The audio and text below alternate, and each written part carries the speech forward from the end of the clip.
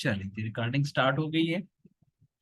तो मैं ये आपको आज कर रहा था कि हमने इनकम फ्रॉम सैलरी पढ़ा, उसके जो है वो सेक्शन कौन से थे, ये जो है 12, 13 और 14। उसके बाद हम आ गए थे प्रॉपर्टी के ऊपर, ये पार्ट 3 है और इसके सेक्शन 15, 16 और 17 है। उसके बाद पार्ट 4 है हेड ऑफ इनकम। ठीक है, इसमें इनकम फ्रॉम बिजनेस है। ठीक है, यहाँ से बेसिकली जो है आपकी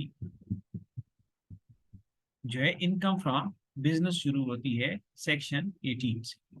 अच्छा, इससे पहले थोड़ा सा आपसे मैं ये पूछना चाहूंगा कि इनकम फ्रॉम बिजनेस से आप क्या मुराद लेते हैं, आप क्या काम करता है, आपकी समझ में क्या आता है कि इनकम फ्रॉम बिजनेस से क्या मुराद है? जी, ये बता सकते हैं?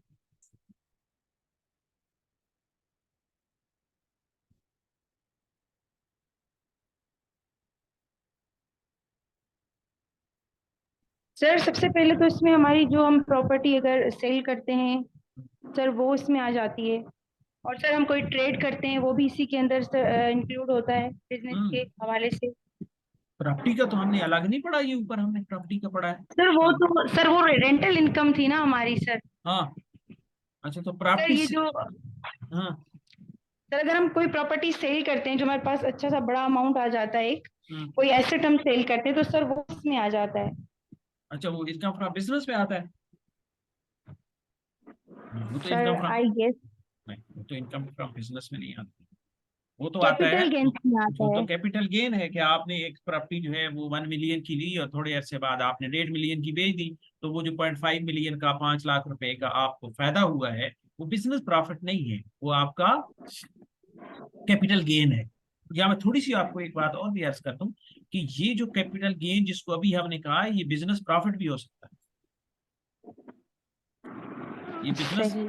ये बिजनेस प्रॉफिट कैसे हो सकता है कि अगर एक आदमी है जिसने एक प्लाट लिया और उसको 2 साल बाद बेच दिया और फिर कभी ले लिया और उसको साल बाद बेच लिया, तो इसका मतलब ये है कि ये उसका बिजनेस नहीं है। ये जो है ट्रांजैक्शन जो है कोई रूटीन ट्रांजैक्शन नहीं है। तो इस वजह से ये कैपिटल गेन हो गया। एक ऐसी कंपनी है जो रियल स्टेट कंपनी है, उनका काम ही यही है कि वो प्रॉपर्टी परचेज करते हैं और उसके बाद प्रॉपर्टी को सेल कर देते हैं। तो उनका जो कंपनी है, ये उनकी जो जो भी उसकी शेप है, वो पार्टनरशिप है, वो सोल प्रोप्राइटरशिप है, जो भी उसकी लीगल शेप है, तो उनका बेसिक जो कोर काम है वो ये है कि उन्होंने प्रॉपर्टी परचेज करनी है और फिर प्रॉपर्टी को सेल करनी है। तो वो कैपिटल गेन नहीं है, वो बिजनेस है। सर वो बिजनेस है। हाँ, इसलिए तो ये ट्रांजैक्शन जो है वो अगर कभी कभार की ट्रांजैक्शन है किसी बंदे की, तो ये कैपिटल गेन है। अगर ये उस बिजनेस का कोर काम है, ये कोर एक्टिविटी है, तो देन ये क्या है, ये बिजनेस। राइट। अच्छा, और कोई बिजनेस से मुताल्लिक आप क्या समझते हैं? सर किसी भी किस्म का ट्रेड भी इसी में शामिल होगा सर कोई भी हम जो है अगर कुछ बाय करते हैं और इसी सर पर्पस से करते हैं जिससे हमें प्रॉफिट अर्न हो हाँ। सर वो भी बिजनेस ही है। आप में से कितने लोग हैं जिन्होंने बी काम किया हुआ है? सर मैंने तो किया हुआ है। आपने किया हुआ है, ठीक हो गया, आपसे पूछते हैं। और ये साहर का भी मुझे पता है, इन्होंने एम काम किया हुआ है, नसीर ने भी शायद बी काम किया हुआ है और तहमीना ने भी काम किया हुआ है। आपसे मैं पूछता हूँ बिजनेस की डेफिनेशन, बिजनेस की डेफिनेशन क्या है? ये आप सब लोगों ने पढ़ी हुई है कि व्हाट इज अ बिजनेस। ठीक, कोई रिपीट करेगा? ये मुझे पता है कि आप सब लोगों को पता है। सर हम कोई भी अगर काम करते हैं हम्म, कोई भी वर्क करते हैं चाहे वो हम सर्विंग का काम करें किसी को सर्व कर रहे हैं अपनी हम्म, जो है वो सेल कर रहे हैं अपनी सर्विसेज या हम कोई प्रोडक्ट सेल आसिया, कर रहे हैं कुछ भी। आसिया मैंने ये नहीं पूछा, मैंने ये पूछा है कि बी काम के अंदर आपने बहुत सारी जगहों पे बिजनेस की डेफिनेशन पढ़ी है आप, ठीक है ना? आपका वो एक सब्जेक्ट होगा, पता नहीं कौन से सब्जेक्ट होते हैं, मैं अभी भूल गया हूँ, तो उनके अंदर बहुत सर सारी हमारा जगह। तो इंट्रोडक्शन टू बिजनेस भी था इंट्रोडक्शन टू हाँ, फाइनेंस भी था सर। इंट्रोडक्शन टू बिजनेस के अंदर भी आपने जरूर पढ़ा होगा कि what is a business. Business की आपने एक डेफिनेशन पढ़ी है, वो डेफिनेशन क्या है जो आप बातें कर सर रहे वो हैं? हाँ, वो भूल गई है। सर, अभी बिल्कुल लो सर ये मेमोराइज नहीं है याद नहीं है। अच्छा लेकिन इतनी। सर बिजनेस यही कि हम कुछ भी अगर ट्रेड करते हैं, कुछ भी सेल करते हैं, इस पर्पस है कि हमें कुछ जो गेन हो, प्रॉफिट हो, उसी को बिजनेस कहते हैं सर। सर इसमें जो रेगुलर हमारी जो ऑक्यूपेशन है ना, या कोई भी अगर हम ट्रेड कर रहे हैं रेगुलर बेसिस पे, वो हम उसको बिजनेस कह सकते हैं। तो उसकी जो डेफिनेशन है ना वो बड़ी छोटी सी लिखी हुई, हाँ शार्ट है। अच्छा उसमें जो है बिजनेस की जो बड़ी शार्ट सी एक डेफिनेशन लिखी हुई है वो ये है कि any legal activity which is undertaken to earn profit. इस तरह की कोई छोटी सी डेफिनेशन है बिजनेस की जो किताबों के अंदर आपको मिलती है कि कोई भी लीगल एक्टिविटी जो आप इसलिए करते हैं कि आप उससे प्रॉफिट कमाएंगे वो आपका बिजनेस कहलाती है। तो आपके बिजनेस से होने वाली जो इनकम है वो बेसिकली यहाँ पे डिस्कस होनी। ठीक है, कोई लीगल ऐसी एक्टिविटी जो आप इस काम के लिए करते हैं कि आप उससे मुनाफा कमाएंगे, आप उससे इनकम कमाएंगे, वो बिजनेस कहलाता है। ठीक है, इसके अंदर आगे कोई तफरीक नहीं है कि वो बिजनेस जो है वो ट्रेडिंग का बिजनेस है, वो सर्विसेज का बिजनेस है, वो मैन्युफैक्चरिंग का बिजनेस है। बिजनेस की ना फिर आगे तीन कैटेगरीज है। तीन कैटेगरीज क्या है कि वो बिजनेस क्या, वो ट्रेडिंग का बिजनेस है कि चीजें खरीद खरीद की उसी हालत में बेचने वाला बिजनेस है, दिस इज कॉल्ड ट्रेडिंग। और अगर उसको चेंज करके, उसको मैन्युफैक्चर करके उसकी हालत चेंज की जाती है, जैसे रॉ मटेरियल परचेज किया जाता है और उससे फिर कोई आगे फिनिश प्रोडक्ट बनाई जाती है, जैसे गन्ना परचेज किया जाता है और उससे चीनी बनाई जाती है, ये मैन्युफैक्चरिंग का बिजनेस है। और एक जो है वो सर्विसेज का बिजनेस है। सर्विसेज का बिजनेस क्या होता है, जैसे वकील जो है वो सर्विसेज देता है, चार्टर्ड अकाउंटेंट है वो सर्विसेज देता है, टैक्स प्रैक्टिशनर है वो सर्विसेज देता है। तो ये वाली सर्विसेज जो है ये भी बिजनेस का पार्ट है। ठीक है, तो तीन तरह के बिजनेस है, इनमें से आने वाली जो इनकम है वो आपकी इनकम फ्रॉम बिजनेस कहलाती है। अभी हमने पढ़ना ये है कि ये बिजनेस इनकम जो है ये डिटरमिन कैसे, ठीक है, इसको डिटरमिन करने का एक मैकेनिज्म, ठीक है, एक तरीका कहा है जो आपने अकाउंटिंग के अंदर पढ़ा है। अगर आपने बीकॉम सबने किया है तो आप सबको अकाउंटिंग भी पता है, ठीक है ना। तो नसीर आपने बीकॉम किया हुआ है ना? नहीं सर, मेरा सिंपल बीए था। अच्छा अच्छा सॉरी, चलो ठीक है, आपसे फिर सवाल ये नहीं बनता।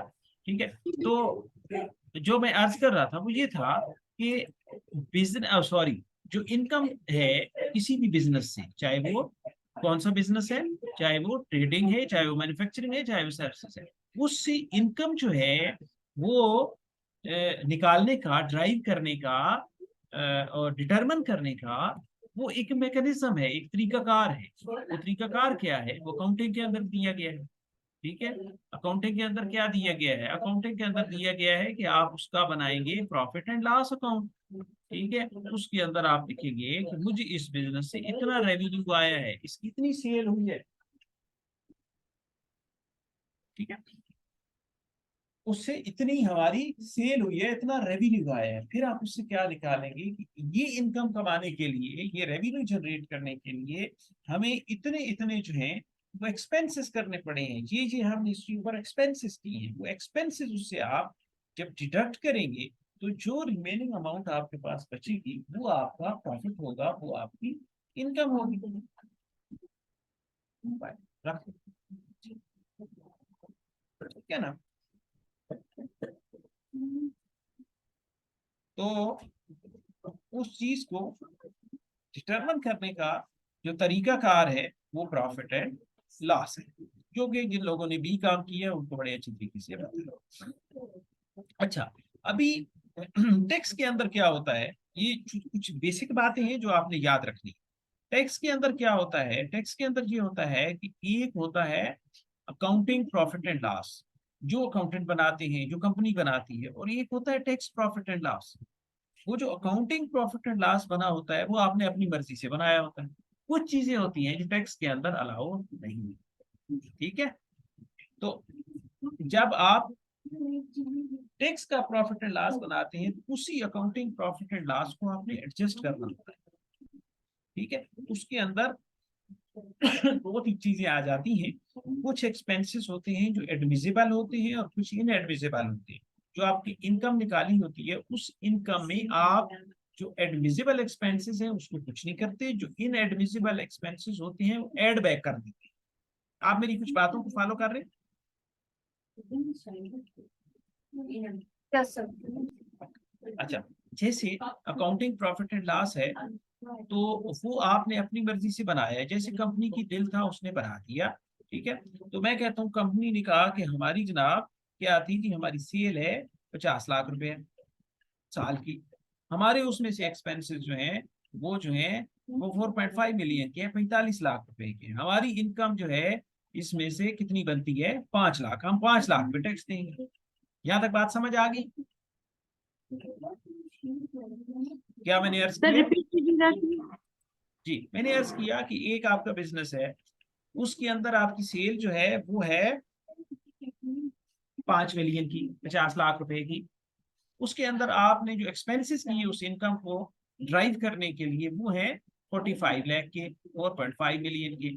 अगर आप 5 मिलियन में से 4.5 मिलियन निकालेंगे 45 लाख, तो आपके पास रह गया 5 लाख। इस 5 लाख जो है इसके ऊपर आपने टैक्स देना है अकाउंटिंग प्रॉफिट एंड लॉस के मुताबिक। ये आपने प्रॉफिट एंड लॉस बना दिया। अभी बात आती है टैक्स की। तो जब आपने टैक्स प्रॉफिट एंड लॉस बनाना है तो आपने देखना है कि ठीक है ये इनकम तो आ गई है। यहाँ तक समझ आ गई आपको बात? जी सर समझ आ गया यहाँ तक। ओके। अच्छा, अभी जब आपने टैक्स का प्रॉफिट एंड लॉस बनाना है तो इसी को आपने ना अकॉर्डिंगली ढाल लेना है अगर टैक्स के प्रॉफिट एंड लॉस के मुताबिक।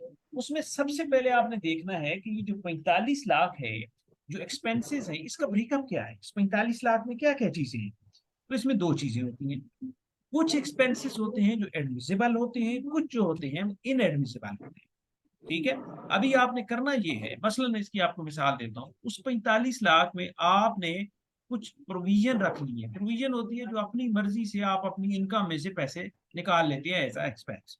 आपने प्रोविजन रख ली कि हम जो है ये जो है ना हमारे बैड डेट्स हो जाए, ठीक है जी, हमारे ऐसे कर्जे होंगे जो हमें वापस नहीं आएगा, तो उसके लिए हम प्रोविजन रख लेते हैं। आप प्रोविजन रख लेते हैं कि हम जनाब ना ये इम्प्लाइज को कोई बोनस दे देंगे। आप प्रोविजन रख लेते हैं कि इतने हम जो है ना कोई एक्सपेंशन करेंगे, ठीक है। तो ये सारे आप प्रॉफिट एंड लॉस में से, अकाउंटिंग प्रॉफिट एंड लॉस में से आपको अलाउ है, आप लेस कर सकते हैं। लेकिन जब आपने टैक्स प्रॉफिट एंड लॉस में उसको डालना है तो फिर आपने ये चीजें देखनी है कि वो कौन कौन से एक्सपेंसेस हैं जो इनएडमिसिबल है। ये इंशाल्लाह मैं तफसील में आपको बताऊंगा कि इनएडमिसिबल एक्सपेंसेस को कौन। तो आपने देखा कि उसमें जो है ना इनएडमिसिबल एक्सपेंसेस जो है वो 1 मिलियन की 10 लाख रुपए। तो आपको टैक्स की जो लाज है वो कहते हैं कि जो आपका अकाउंटिंग प्रॉफिट था ना 5 लाख रुपया, उसमें आप ये 10 लाख जो है ना इनएडमिसिबल एक्सपेंसेस आप ऐड करें। आपने जो है वो टैक्स 5 लाख पे नहीं देना, आपने 15 लाख पे देने। भले अपनी किताबें आप 5 लाख के हिसाब से मेंटेन करें, लेकिन आप टैक्स देंगे किस हिसाब से, 15 लाख के ऊपर। 5 लाख वो और 1 लाख आपका इनएडमिसिबल एक्सपेंसेस आपने ऐड बैक करने हैं अपने प्रॉफिट के अंदर। यहाँ तक बात समझ आई है कुछ मैं क्या सर कह जो रहा हूँ? आपने अभी सर अभी आपने जो हमें कहा कि बेड डेट्स हैं या बोनस के लिए रखे हैं हाँ, सर प्रोविजन। अकाउंटिंग हाँ अकाउंटिंग प्रॉफिट एंड लॉस का। तो सर हाँ उसके जो ये 10 का अमाउंट बन रहा है 10 लाख का हाँ या 1 मिलियन का, ये हाँ हम उसमें मतलब ऐड करेंगे जो हमारा प्रॉफिट है, तो 15 लाख पे हम टैक्स कैलकुलेट हाँ करेंगे। हाँ, मैं यही बात कर रहा हूँ, बिल्कुल एग्जैक्टली, ठीक है ना। अच्छा, फिर उसके बाद आपने देखना है क्या ये जो इनकम है इसके अंदर कोई ऐसी इनकम तो नहीं है जो बिजनेस इनकम नहीं है, ठीक है। तो वो फिर आपने मैं कहता हूं कि उसमें से आपने जो 50 लाख की इनकम है उसमें से 5 लाख की ऐसी इनकम है जिसके ऊपर ऑलरेडी टैक्स कट चुका है और वो इस बिजनेस का वो ओनर जो है उसकी वो इनकम जरूर है, लेकिन इस बिजनेस की वो इनकम नहीं है, तो वो भी आप लेस कर दें, ठीक है। तो अब मैं कहता हूं कि वो 5 लाख है, तो आप 15 लाख में से 5 लाख फिर लेस करेंगे तो आप टैक्स देंगे 1 मिलियन के ऊपर, 10 लाख के ऊपर। तो यहाँ पे जो बिजनेस इनकम है उसमें दो तीन जो कंसेप्ट हैं वो बड़े जरूरी हैं कि आपको सबसे पहले तो पता हो कि टैक्स प्रॉफिट एंड लॉस कैसे बनता है।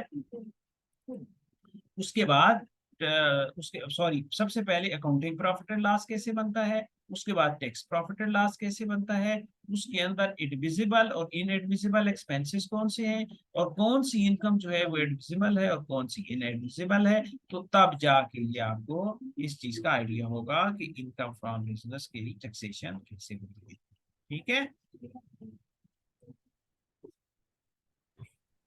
जी सर। अच्छा, इनकी जो सेक्शन है, मेरा ख्याल अगेन हम शॉर्ट ऑफ टाइम है, 10 मिनट रह गया, तो इसको ना हम अगली क्लास में बकायदा इसकी रीडिंग जो है वो हम शुरू करेंगे, लेकिन इसका मैंने गो थ्रू कर देता हूँ। अच्छा, इनकम फ्रॉम बिजनेस का सेक्शन है 18, इंशाल्लाह हम उसको रीड करेंगे। उसके बाद स्पेकुलेशन बिजनेस है। स्पेकुलेशन बिजनेस होता है आप अंदाजे लगाते हैं आप, ठीक है। इसमें अगर किसी ने पढ़ा हो तो फाइनेंस के, अगर किसी ने पढ़ा है तो फाइनेंस के अंदर एक डेरिवेटिव्स होती हैं, फ्यूचर ट्रांजैक्शन होती हैं। किसी को पता है इस बात का? किसी ने पढ़ा है कि डेरिवेटिव्स क्या होती हैं, फ्यूचर ट्रांजैक्शंस क्या होती हैं? सर पढ़ा तो था, लेकिन सर अभी कुछ भी याद नहीं है, तो सर आपको थोड़ी सी इस पे जो है हमें सर बताना होगा थोड़ा सा, ताकि हमारा सर ये ज्यादा नहीं जो पता? लॉन्ग टर्म मेमोरी में चला गया है, तो थोड़ा सा रिवाइज हो जाएगा सर। अच्छा, ये आप मुझे मक्खा लगा सर रहे थोड़ा सा आपको, हैं। सर एक आपने महीना सर आप छुट्टी हो गई ना, तो मुझे मेहनत करनी पड़ेगी सर अब। अच्छा, नहीं नहीं ठीक है, मैं बताऊंगा, मैं वैसे भी बताऊंगा आपको, ऐसी कोई बात नहीं है। तो आपने एमबीए किया या बीकॉम से गुजारा किया? सर बीकॉम किया था मैंने सर, फिर एमबीए मैंने सर कन्वर्ट कर लिया, मैंने एचआर में कर लिया था सर। अच्छा अच्छा अच्छा अच्छा, बिल्कुल ठीक है। अच्छा, फ्यूचर ट्रांजैक्शन इस तरह होती हैं कि मतलब आप आज की डेट में ना कुछ डॉलर परचेज कर लेते हैं, जो ट्रांजैक्शन एक्चुअली जो है ना वो होगी आज से 1 महीना बाद। कि आप किसी आदमी को कहते हैं कि यार मैं आज से ना आपको 1 महीने बाद आपने इस तारीख को मुझे इतने डॉलर देने हैं, ये जनाब मेरे से आप पैसे ले। अभी ये बात जो है ना, ये सर्टन कोई नहीं है कि 1 महीने बाद डॉलर का रेट क्या हो, ठीक है। तो ये बेसिकली स्पेकुलेशन बिजनेस होता है कि आप सर्टन नहीं होते, आप फ्यूचर में ट्रांजैक्शन कर लेते हैं, यही फ्यूचर ट्रांजैक्शन डेरिवेटिव्स होती है। इस तरह आप कमोडिटीज जो होती हैं वो भी आप जो है कमोडिटीज को भी परचेज कर लेते हैं किसी फ्यूचर डेट के अंदर, तो वो भी स्पेकुलेशन बिजनेस में। समझ आइए बात? क्योंकि जी सर। उस वक्त जो है ना, उस वक्त उस चीज की जो है वो क्या होता है, वैल्यू और होती है। मतलब आज आपने डॉलर परचेज किए हैं कि मैं 2 महीने बाद आपने मुझे इतने डॉलर देने हैं और इस रेट से ये पैसे ले लें, राइट, या मैं उस वक्त उसके पैसे दूंगा, दोनों सूरतें हो सकती हैं। तो उस वक्त जो है वो डॉलर का रेट कुछ और होगा, जो आज आपकी डील हुई है वो और है। तो ठीक है, ये बेसिकली स्पेकुलेशन बिजनेस होता है, उसके अंदर आपको कितना सर फिर प्रॉफिट जो हो। हम पेमेंट करते हैं डॉलर की सर, वो उस रेट के अकॉर्डिंग करते हैं जो फ्यूचर का है। जो आज आपने एग्रीमेंट किया आपने तो उस हिसाब से पेमेंट करनी है, आपको इस बात से कोई गर्ज नहीं है कि उस वक्त प्रिवेलिंग जो मार्केट का रेट है वो क्या था। आपने फ्यूचर ट्रांजैक्शन इसीलिए की है। अगर आपने उस वक्त का रेट देना होता तो फिर आपको आज परचेज करने की जरूरत क्या है, आपको उसी वक्त परचेज कर लेते फ्यूचर में 1 महीने बाद, ठीक है।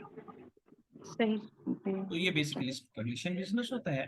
फिर जनाब आपकी डिडक्शंस की कुछ जनरल प्रिंसिपल्स हैं। Deduction in computing income chargeable under the head income. अच्छा, डिडक्शन जो है ना, जो एक्सपेंसेस हम इसमें से लेस करते हैं, जैसे मैंने आपको मिसाल दी है कि 5 मिलियन से आपने जब 45 लाख जो है वो निकाला एक्सपेंसेस, तो वो बेसिकली आपकी डिडक्शंस हैं। तो जो एक्सपेंसेस हैं उसके लिए इनकम टैक्स ऑर्डिनेंस के अंदर जो लफ्ज इस्तेमाल किया गया है वो डिडक्शंस का लफ्ज, ठीक है। उसके बाद सेक्शन 21 में डिडक्शन नॉट अलाउड, मैंने आपको भी थोड़ी देर पहले समझाया है कि एक क्या होता है इनएडमिसिबल एक्सपेंसेस, वो डिडक्शन नॉट अलाउड। तो ऐसी डिडक्शंस जो आपको अपनी इनकम में से लेस करने की इजाजत नहीं है, जिनको मैंने आपको कहा है कि वो आप एड बैक करेंगे, वो आपकी डिडक्शन नॉट अलाउड है। इसको भी हम थोड़ा सा देखेंगे इसको भी, ठीक है जी। ठीक, सवाल है?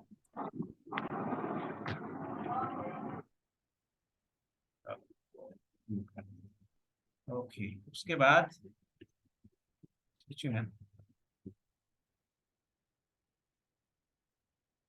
बस ये जो है डेप्रिसिएशन, ये इंशाल्लाह मैं आपको डिटेल में बताऊंगा डेप्रिसिएशन क्या होती है। तो डेप्रिसिएशन की भी कुछ रूल्स हैं, मैं आपको बताऊंगा किस तरह की डेप्रिसिएशन जो है वो आपको अलाउ होती है और कौन सी डेप्रिसिएशन जो है वो आपको अलाउ नहीं होती, कौन सी टैक्स डेप्रिसिएशन है और कौन सी जो है वो अकाउंटिंग डेप्रिसिएशन है। उसके बाद इनिशियल अलाउंस का एक कंसेप्ट होता है, वो डेप्रिसिएशन से जुड़ा हुआ कंसेप्ट है, इंशाल्लाह बताऊंगा जब हम इसको पढ़ेंगे।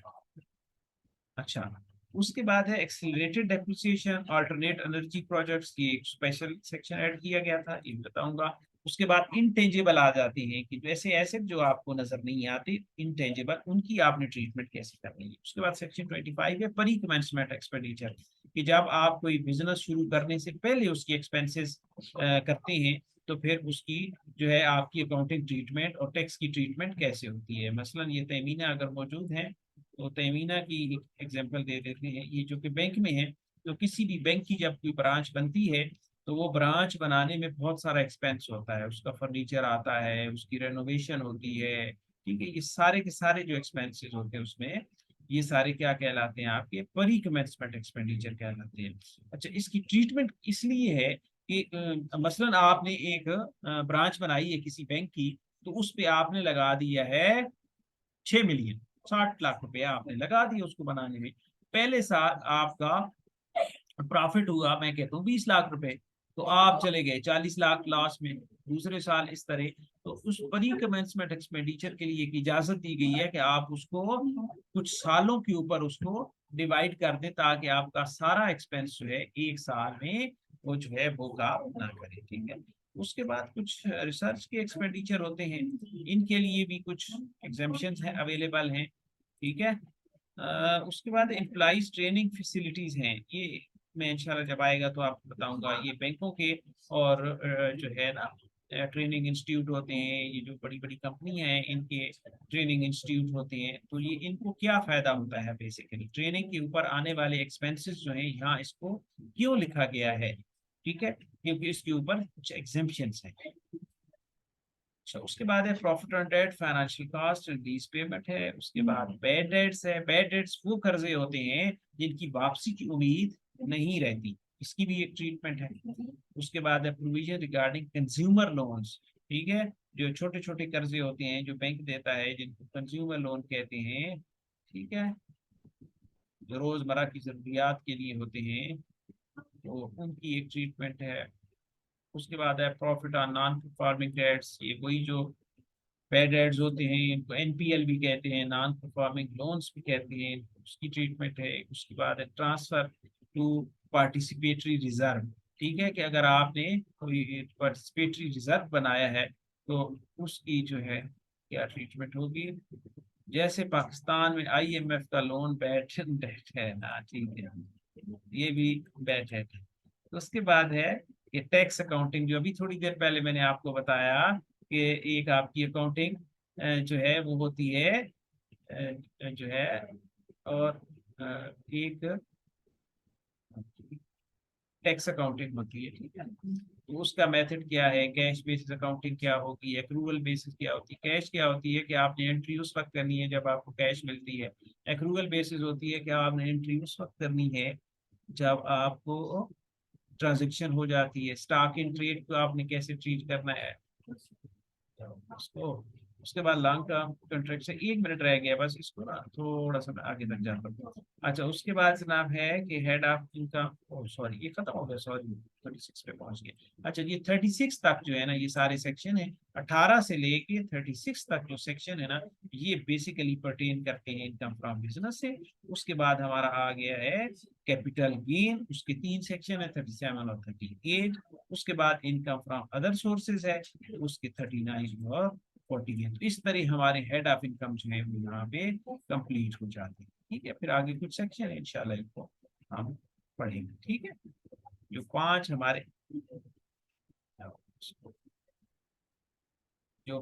हमारे हेड ऑफ इनकम थे ना, income from salary, income from property, income from business, income from capital gain, और उसके बाद इनकम फ्रॉम अदर सोर्सेज। तो ये जो 5 हेड हैं ये यहाँ पे कंप्लीट हो जाए, ठीक है जी।